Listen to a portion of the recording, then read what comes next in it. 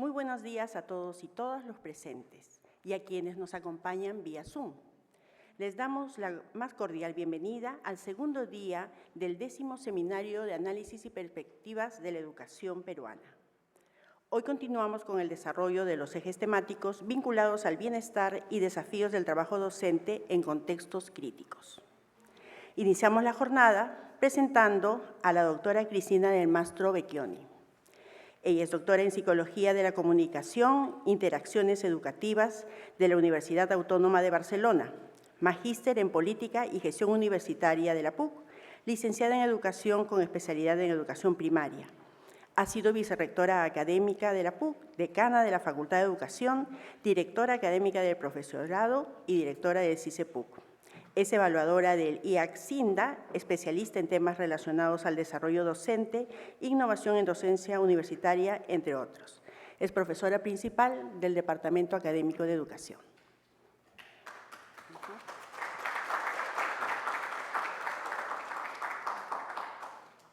Ella actuará como moderadora de la conferencia Salud y Bienestar Docente, a cargo de la doctora Tesania Velázquez, a quien invitamos a acompañarnos y recibámosla con nuestros aplausos.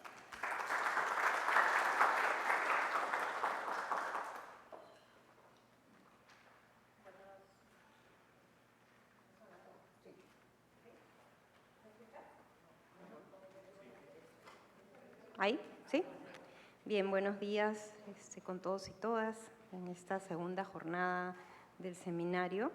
En la primera conferencia contamos con la presencia de la doctora Tesania Velázquez Castro, quien es doctora en Psicología por nuestra universidad, docente principal del Departamento de Psicología y es profesora y promotora de la maestría en Psicología Comunitaria de la PUC. Además, ha sido directora académica de la Dirección de Responsabilidad Social Universitaria. Es miembro fundador de Aprendizaje con Bienestar. Ella está inscrita como investigadora en RENACIT, consultora en instituciones públicas y organismos de cooperación para el desarrollo de políticas públicas. Actualmente trabaja en líneas de investigación en psicología comunitaria, forense, penitenciaria, emergencias y desastres, violencia de género y bienestar docente. Le damos la más cordial bienvenida a Tesania, quien nos dará, digamos, una importante conferencia en relación al bienestar docente. Gracias.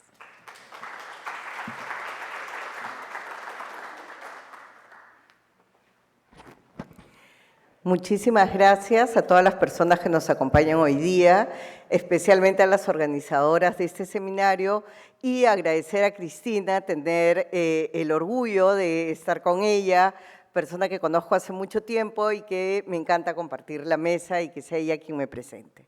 El día de hoy voy a compartir con ustedes un trabajo que venimos desarrollando sobre bienestar docente.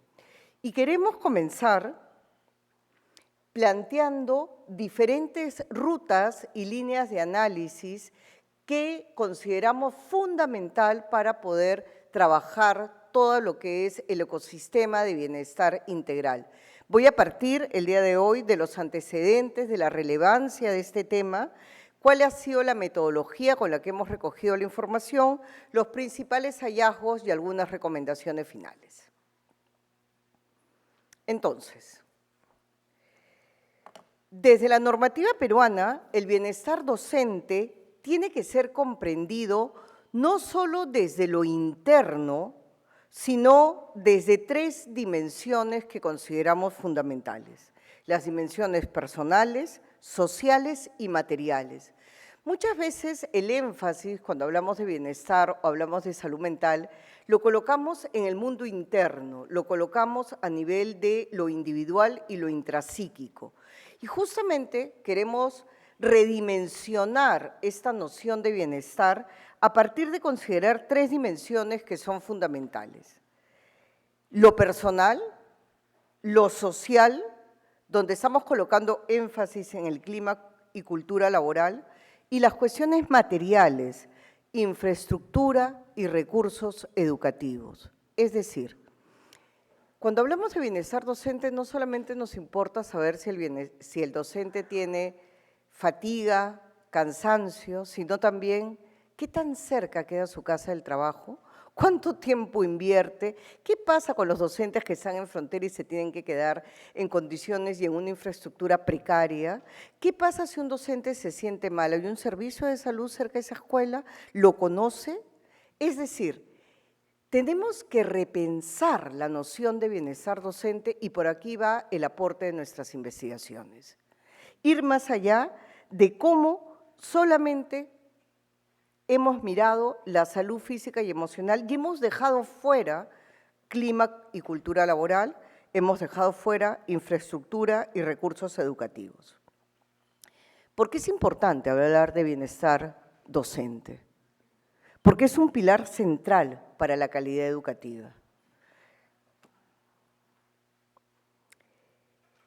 Pero además, creemos que necesitamos colocarlo en el centro de la agenda y de la preocupación. Hay una urgencia por trabajar bienestar docente, porque los docentes y las docentes han sido actores invisibilizados. Era en función de los estudiantes. Ustedes tienen que estar bien para poder ayudar a sus estudiantes. Y muchas veces las y los docentes se sentían instrumentalizados con esa mirada. Colocar a los docentes en el centro de políticas de bienestar implica un cambio de paradigma, donde nos preocupan las y los docentes como actores centrales de todo este ecosistema educativo. Lo primero que estamos encontrando en ese diagnóstico que hemos hecho es una baja articulación entre educación y salud. Menos del 40% de los servicios educativos a nivel nacional reportan acciones articuladas con los establecimientos de salud. No hay una articulación entre salud y educación, ni para atender a la población estudiantil, ni tampoco para atender a la población docente. Y aquí podemos ver las diferencias, porque si bien es cierto, menos del 40% de los servicios educativos articulan para ver temas de salud física, en casos de salud mental es menos del 20%, porque además la salud mental queda como un tema relegado. Si a esta poca articulación, este poco interés, este poco cuidado por el bienestar docente, por la salud física y mental, por las condiciones de trabajo, le sumamos el contexto, porque hoy nos vamos a centrar en Lima y Callao, le sumamos el contexto del aumento de la violencia urbana, vamos a encontrarnos en una situación de mayor precariedad. Aquí es interesante porque no tenemos mucha información, pero la que tenemos es relevante. De enero a marzo del 2025, más de 500 instituciones educativas privadas en Lima Metropolitana y Callao, solo en Lima Metropolitana y Callao, fueron víctimas de extorsiones. No tenemos la data de los colegios públicos, porque también hay extorsiones en los colegios públicos. Entonces, hay un contexto de violencia, de inseguridad y de criminalidad que también afecta este bienestar docente. Les cuento entonces, desde el 2021, venimos desarrollando acciones conjuntas con la Dirección de Promoción del Bienestar y Reconocimiento Docente, DIBRET, del Ministerio de Educación. El trabajo que hacemos aquí en la universidad no es un trabajo aislado, es un trabajo que va de la mano con el Ministerio de Educación para justamente responder y articular en función de su demanda. Y el objetivo de esta alianza, de este acuerdo, de esta intención de trabajo colaborativo, es fomentar la investigación, visibilizar y posicionar en la agenda pública todas las problemáticas y oportunidades vinculadas a bienestar docente a nivel nacional. ¿Qué hacemos? Producimos conocimiento y documentos de incidencia, artículos académicos, notas de prensa y además desarrollamos mesas técnicas de diálogo y seminarios con aliados de la cooperación internacional, academia y sociedad civil. Acá algunas de las mesas técnicas donde hemos presentado los estudios, los hallazgos sobre bienestar docente, que como les digo, venimos trabajando desde el 2021. Es acá donde me quiero detener. Hemos comenzado a publicar documentos de evidencia o policy brief. Este es el QR por el cual con su celular ustedes acceden a los 6 documentos de evidencia que tenemos publicados y que están en el repositorio de la universidad. Cada uno tiene una particularidad. En uno hablamos del agotamiento emocional, en otro hablamos del impacto de la COVID, en el otro hablamos sobre las diferencias de género que hay entre docentes, hombres y mujeres y el impacto socioemocional. Luego hacemos un monitoreo en regreso a la escuela y el último, que es en el que me voy a concentrar el día de hoy, es solamente bienestar socioemocional en Lima Metropolitana y Callao, justamente por ese contexto de violencia y extorsión que acabo de mencionar.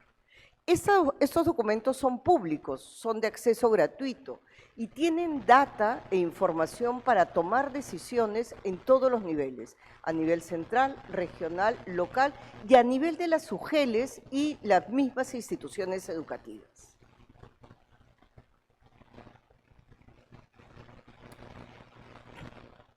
Pero ahora me voy a concentrar en el último que acabamos de publicar.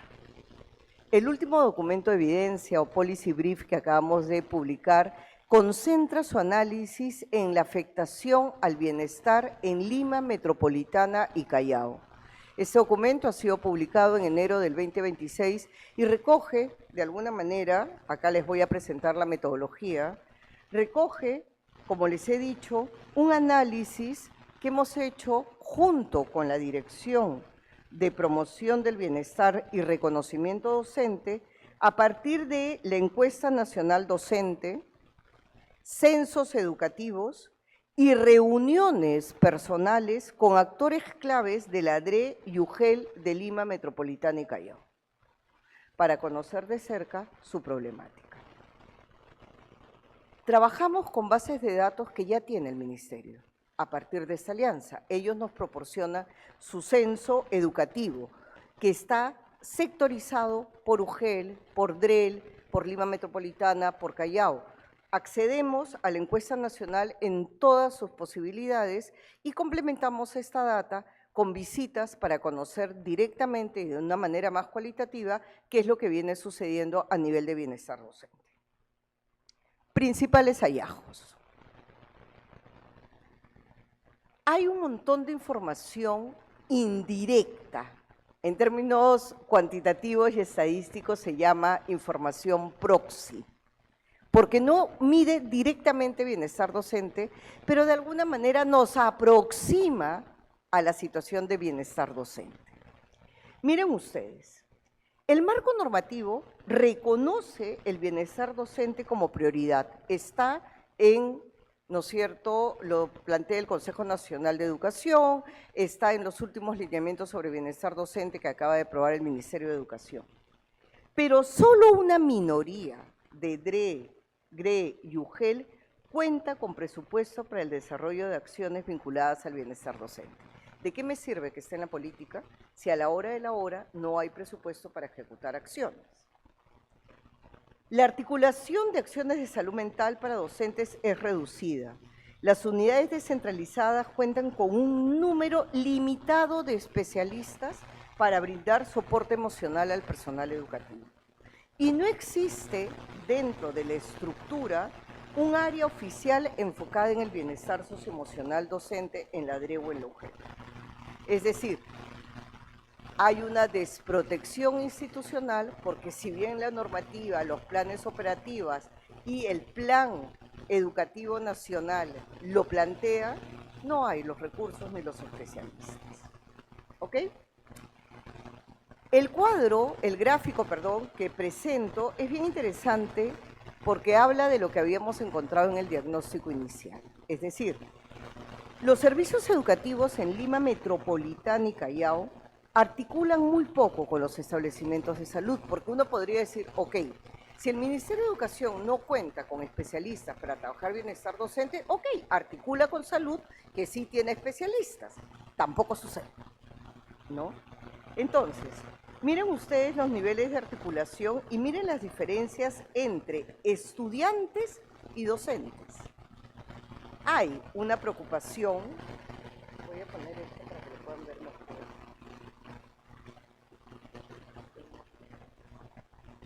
Pero bueno, la perspectiva es que sí hay una preocupación por trabajar la salud física de estudiantes y por trabajar la salud mental de estudiantes, mayor que por trabajar salud física de docentes o salud mental de docentes, ¿no? La salud mental de docentes no es prioritario, la salud física de docentes tampoco es prioritaria. A diferencia de salud física de estudiantes, que cada vez comienza a ser un poquito más prioritaria y comienza a articularse un poco más con el sector salud. Condiciones económicas. Hemos dicho que nuestra noción de bienestar trasciende lo intrapsíquico, lo individual y el mundo interno. Nuestra noción de bienestar tiene que ver también con las condiciones y con la infraestructura, y ahí las condiciones materiales tienen un rol fundamental.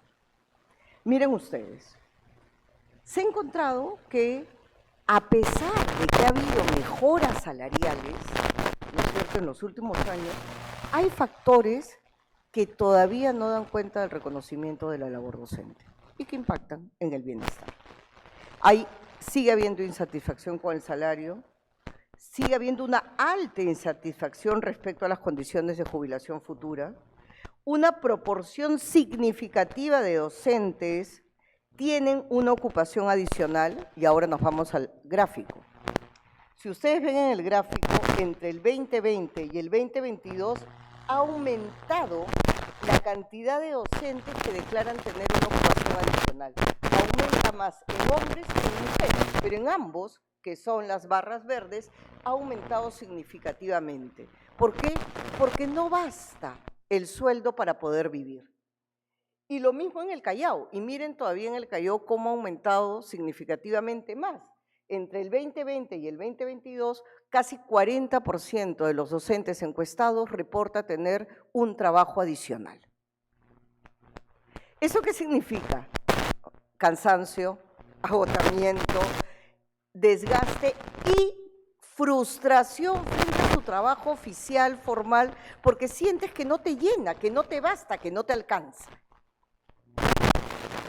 Entonces, y si además tengo que usar recursos propios para cubrir necesidades de salud, porque los sistemas de salud, tanto para responder a necesidades físicas y emocionales, no son suficientes, la frustración es aún mayor. Esta presencia de variables que generan inseguridad económica tienen una presión estructural que incide en el estrés y en la sobrecarga, afectando el bienestar de las y los docentes. Ojo, esta situación podríamos tenerla mucho más fina en análisis, pero da la casualidad que la encuesta nacional docente todos los años cambia y no mide lo mismo. Y tú le dices, ¿pero por qué? No me permite hacer una línea. No, porque ahora los intereses van por otro lado, las preguntas van cambiando y eso no permite hacer un análisis. Sin embargo, queremos mencionar que en Lima Metropolitana y Callao los niveles de experimentar un malestar psicológico como estrés, ansiedad y depresión hasta el 2021 eran altísimos. Si ustedes ven en el gráfico, en Lima Metropolitana el estrés llega al 64%, la ansiedad 34% y la depresión 17%. En el Callao podemos tener ansiedad que llega a 40%. Lamentablemente no tenemos data del 2024 y 2025 porque dejaron de hacer estas preguntas. Increíble, pero cierto. Estos niveles elevados de estrés, ansiedad y depresión observados durante la pandemia, creemos que se siguen sosteniendo. ¿Por qué? Porque hay nuevos factores estresores. El incremento de la violencia escolar escolar, que sí lo sabemos porque está la data en el CICB, el escalamiento de la criminalidad y la extorsión en Lima Metropolitana y Callao. Sabemos que el Callao es un foco rojo donde hay altos indicadores de violencia y criminalidad. La exposición cotidiana a entornos de inseguridad dentro y fuera de la escuela, la calle, la puerta del colegio, el transporte, lo cual aumenta el miedo y genera una sobrecarga laboral. Sobrecarga, afectación que se manifiesta en agotamiento, estrés laboral, ausentismo. Constantemente se piden permisos para ir al médico, constantemente se piden licencias, y esas escuelas son aquellas en las que tenemos mayores indicadores en su entorno de criminalidad y violencia. Acá quiero detenerme para contar dos cosas. En una de las visitas realizadas a una institución educativa en el Callao, nos señalaban que una de las angustias de las docentes era no descuidar sus cosas porque los alumnos les robaban en el aula de su cartera.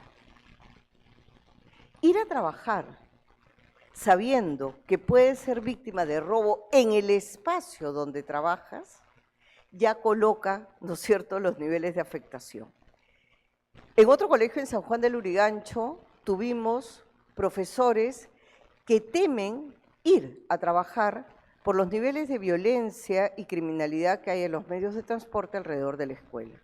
Y ya sabemos que el año 2024, en la puerta de un colegio de ATE, se mató a un profesor delante de los estudiantes. Estos elementos, y que estoy segura que quienes trabajan en escuela, en DREU y GEL, en Lima Metropolitana y Callao, saben que esto sucede, no está al margen del bienestar. Y eso es sumamente importante tenerlo claro. Por mi enfoque, yo soy psicóloga comunitaria feminista, no puedo dejar nunca de hablar de las diferencias de género. Entonces, este dato está en el Policy 5, no lo publicamos en el Policy 6, pero me pareció importante traerlo ahora porque también estos niveles de afectación son diferentes entre hombres y mujeres. Miren ustedes, el tiempo de dedicación a actividades de entretenimiento, cultura y esparcimiento según sexo en el 2022 es significativa. Los hombres tienen más tiempo para dedicarle a entretenimiento, cultura y esparcimiento. Pero cuando hablamos de deporte y actividad física, la diferencia es aún mayor. La mayoría de hombres, 56%, le dedica entre 1 a 3 horas, más de 3 horas, mientras que el porcentaje de 30% de mujeres no tiene tiempo y no realiza actividad física y deporte. Es decir, los docentes hombres dedican más tiempo a actividades de entretenimiento y esparcimiento que sus pares mujeres. ¿Con qué tiene que ver eso? Con la doble carga laboral. Las mujeres cuando llegan a casa tienen que preocuparse además por forrar cuadernos y ver si hay las suficientes compras para la lonchera del día siguiente, ¿no? Los docentes hombres dedicaron más tiempo a realizar deporte. Esto sí tiene una implicancia en términos de salud, porque sabemos que el deporte contribuye al bienestar.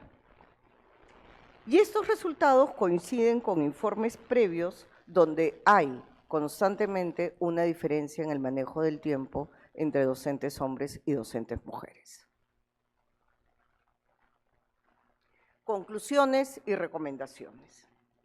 El contexto post-pandemia implicó retos que afectan al bienestar socioemocional de los docentes y miembros de la comunidad educativa.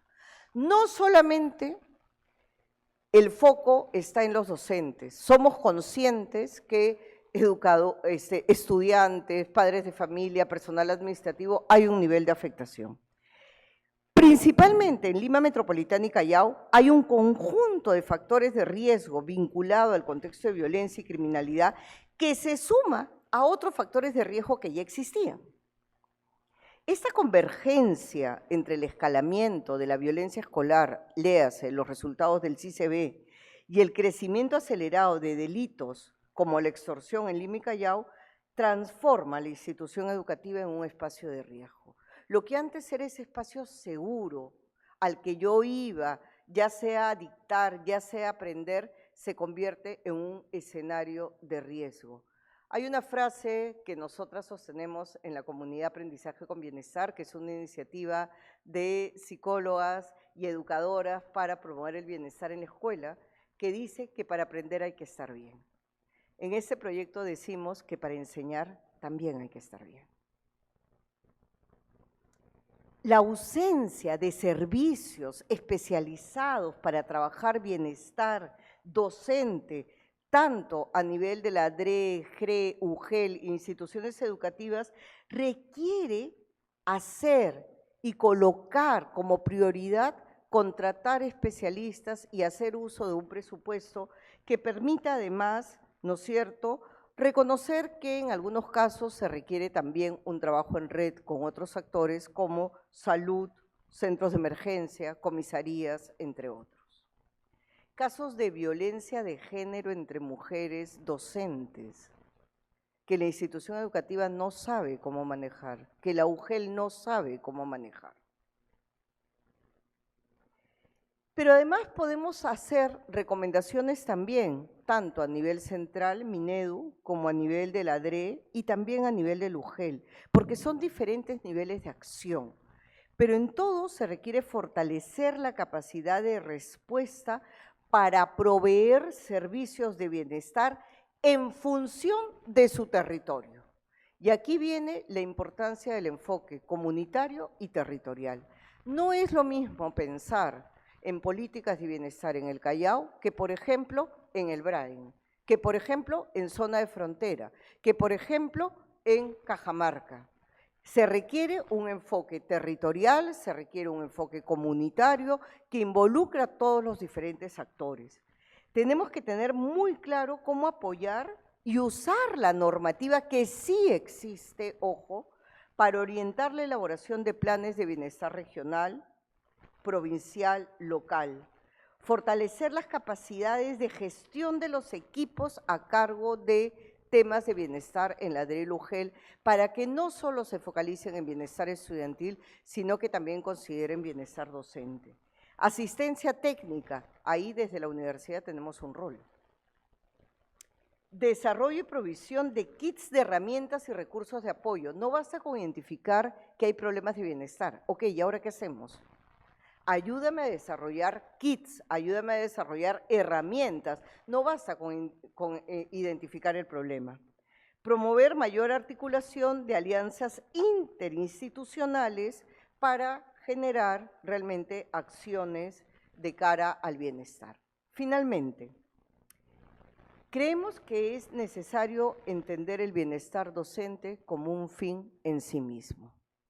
Rompamos con esta mirada instrumental que se le ha dado a las y los docentes en nuestro país. Tú no solo estás para cuidar a tu estudiante, tú también estás para que nosotros te cuidemos. Y creo que esa es la lectura que deberíamos tener desde las políticas en nuestro país. Dicho sea de paso, solamente he escuchado creo que a 2 o 3 en los planes de gobierno hablar de bienestar docente. Los podemos nombrar y enumerar porque no hay más. Son poquísimos los partidos políticos y la preocupación que hay sobre bienestar docente. Pero felizmente hay, que ya es bastante.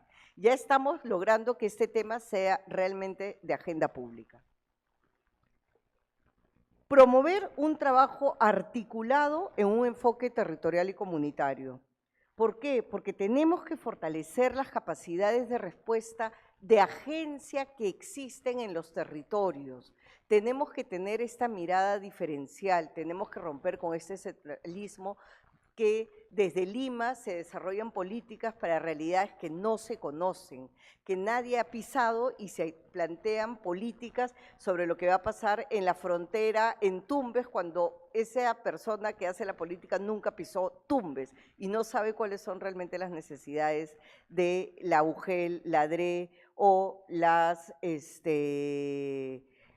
áreas de educación en cada una de las regiones. Tenemos que contar con mecanismos de vigilancia a riesgos ocupacionales Hay ya una política de salud y seguridad en el trabajo que está vinculada con estos temas de bienestar. Y sin embargo, no se implementa en la escuela. Se cree que esas políticas son solo para las empresas, son para todas las instituciones públicas, incluyendo la escuela. Y tenemos que seguir impulsando alianzas entre el sector público y la academia. Y aquí me siento muy honrada de estar con mis colegas de educación porque somos conscientes de que tenemos que hacer un trabajo articulado, interdisciplinario, que de alguna manera pueda aproximarse con mejores herramientas a aportar a estas necesidades. Generar evidencia que permita una mejor toma de decisiones y generar un sistema integrado y articulado de bienestar docente en la comunidad educativa.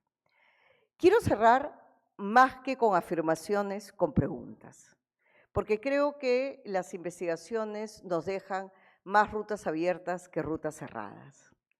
¿Qué acciones se vienen realizando desde cada una de las competencias o responsabilidades de ustedes a favor del bienestar docente y de la comunidad educativa? Desde los diferentes roles que asumimos, desde los diferentes lugares y posiciones en las que estamos. ¿Y qué líneas de colaboración se pueden establecer para promover bienestar docente y de la comunidad educativa? Abramos también líneas de colaboración de trabajo y desarrollemos respuestas alternativas a esta problemática. Me quedo ahí y muchas gracias por su atención.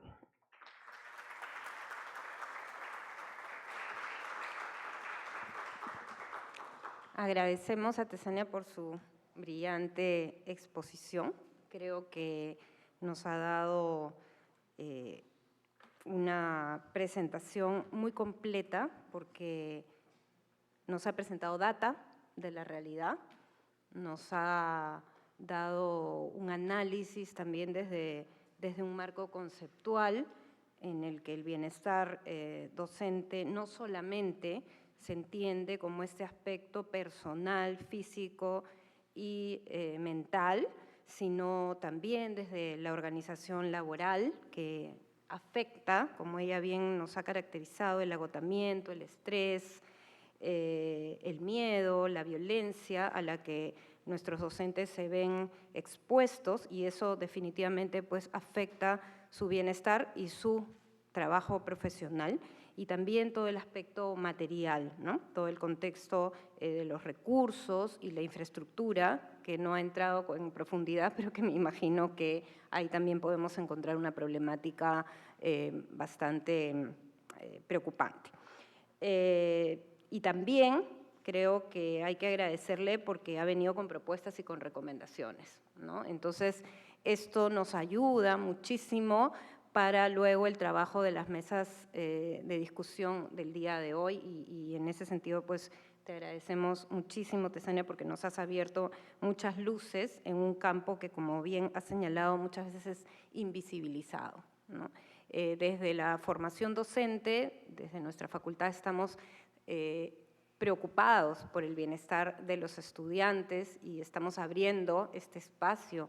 Sin embargo, me preguntaba, ¿no?, cómo el Ministerio tiene, me parece un avance muy significativo, que tenga una unidad, ella nos comentaba, no estoy trabajando con esta unidad de bienestar docente, sin embargo, a nivel de UGEL, a nivel de DREL y a nivel de instituciones educativas no contamos con el personal, con los equipos, ni con las áreas para dar este soporte, ni con los necesarios convenios o articulaciones con el sector salud, ¿no? Entonces, voy a pasar a alcanzarte algunas de las preguntas y más bien voy a leerlas y tú vas dando una respuesta más integradora, ¿no? Me parecía interesante esta primera pregunta del enfoque de bienestar docente, cómo navegar la presión de la competencia meritocrática, ¿no? Que ayer se ha hablado un poco de la carrera docente y cada vez nos encontramos en un mundo más competitivo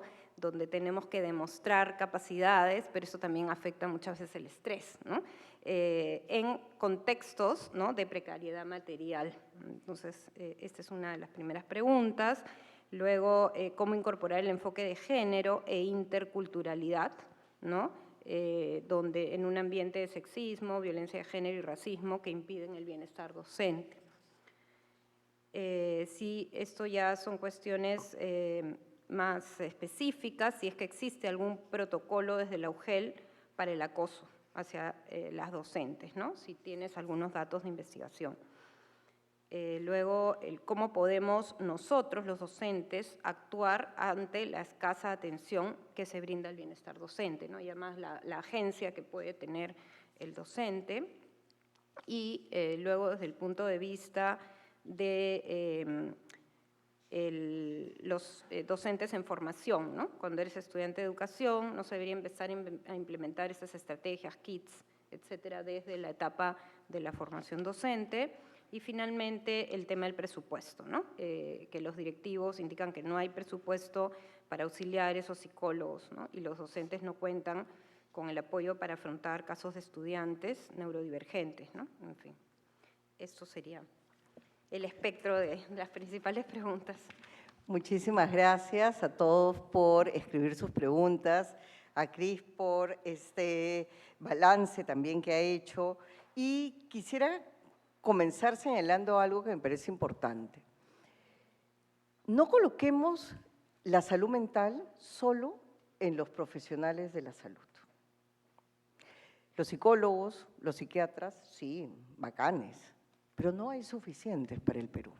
Cuando alguien promete un psicólogo por escuela, yo digo, ¿de dónde van a sacar a los psicólogos? No hay. Ni contando todos los futuros egresados vamos a llegar a un psicólogo por escuela. No hay forma. Entonces, estamos convencidas que la salud mental es tarea de todos y de todas.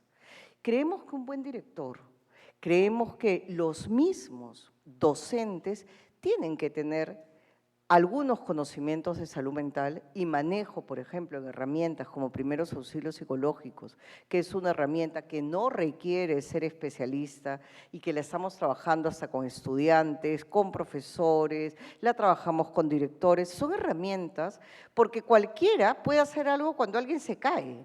Le pone un curita, le lava la herida, o sea, todos sabemos qué hacer, todos manejamos algo de primeros auxilios físicos. ¿Por qué no podemos hacer lo mismo con los auxilios psicológicos? No tenemos que esperar que haya un especialista porque no va a haber. Así de simple. No vamos a llegar a todas las escuelas. Entonces creo que más bien, ya esto lo voy a conectar con el tema de la formación, creo que en la formación de los futuros docentes hay que incorporar temas de salud mental, de primeros auxilios psicológicos, de manejo emocional, porque tienen que tener esas herramientas, porque la mayoría va a trabajar en escuelas donde no va a haber psicólogo y en UGELes donde no va a haber especialistas. Entonces, la apuesta no es porque llamemos a un psicólogo. Habrán casos en los que sí, por supuesto, pero en la mayoría de casos le toca al docente manejar herramientas como los primeros auxilios psicológicos. Y eso nos va a permitir también colocar una responsabilidad, por ejemplo, en las autoridades de la UGEL y en los directivos de las escuelas. Generar espacios de escucha para docentes. ¿Qué cosa es un espacio de escucha? Yo no tengo que ser especialista, es juntar a los profesores una vez al mes y decirles, hola, ¿qué tal? ¿Cómo están? ¿Cómo ha sido este mes? ¿Qué necesitan? ¿Cómo se han sentido? ¿Qué ha pasado? Sin abrir demasiado, porque no me preocupa saber, oye, tu relación con tu mamá. No, eso no viene al caso. Es sencillamente, hola, ¿qué tal? ¿Cómo has estado? ¿Qué has necesitado este mes? ¿Qué te hizo falta para tu trabajo? Nosotros tenemos un material que explica qué son los espacios de escucha y acogida que los directores pueden utilizar en sus escuelas. Porque eso está. Lo trabajamos con la Dirección Regional de Lima Metropolitana y está en las escuelas de confianza. Es un material público que se trabajó con el equipo de investigación y al que todos pueden acceder. Entonces, esos son los espacios en los que el docente puede decir, en mi aula hay un alumno neurodivergente y no sé qué hacer. ¿Cómo lo trabajas tú? ¿Qué has hecho tú? Tú que vienes de otra escuela, ¿cómo lo trabajaron? ¿Nos podemos poner de acuerdo? ¿Se dan cuenta que todos tenemos un alumno así? ¿Por qué no buscamos un taller? Por favor, pidamos ayuda. A eso me refiero con espacios de escucha y acogida para colocar esas problemáticas. Y creo que eso tiene que ver justamente con lo que sí se puede hacer, con lo que sí podemos hacer, con lo que sí podemos promover. Todas las escuelas y toda la UGEL tiene que tener protocolos de acoso sexual, de violencia de género dentro de su escuela. Sabemos que la problemática de violencia es muy grande en nuestro país. Es casi imposible creer que en una escuela alguna profesora no va a ser víctima de violencia o de acoso, porque sencillamente por prevalencia sabemos que va a suceder.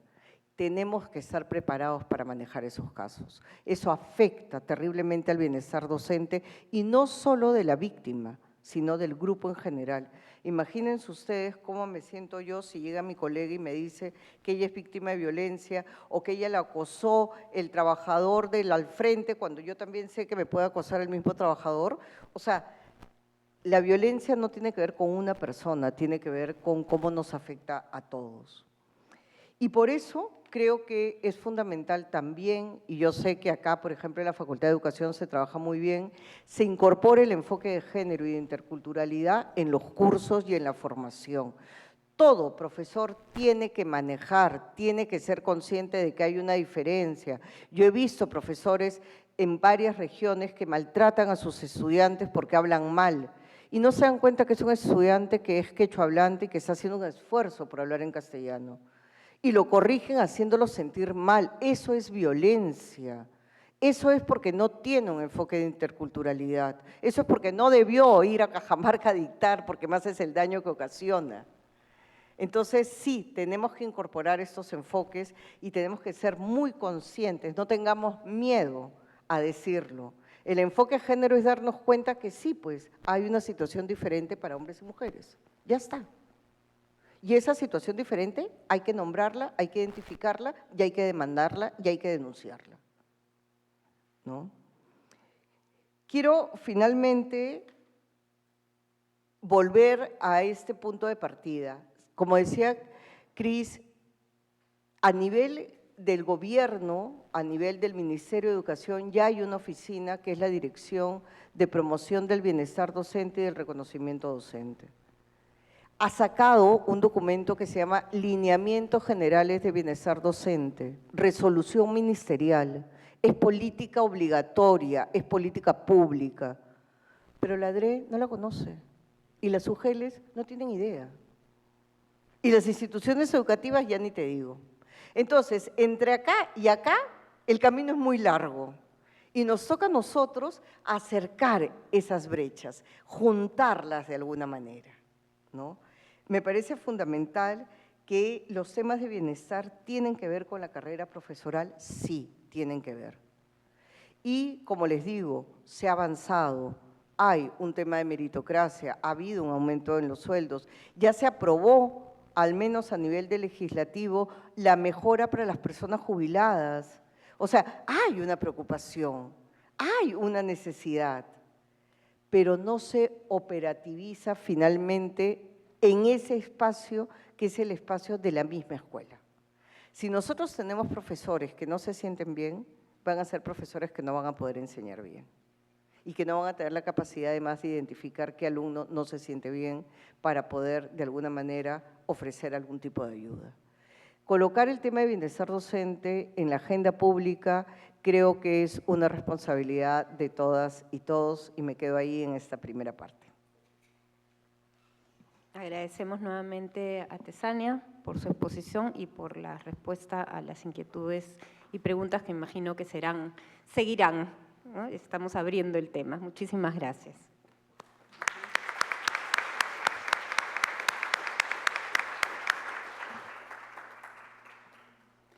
Muchas gracias. A continuación, invitamos a las y a los participantes presentes a trasladarse a las mesas de diálogo, donde se continuará la reflexión sobre el bienestar docente y sus implicancias en los aprendizajes.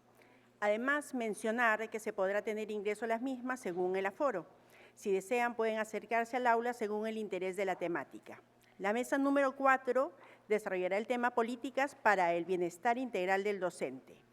Mesa número 5, competencias emocionales de los docentes y su incidencia en los estudiantes.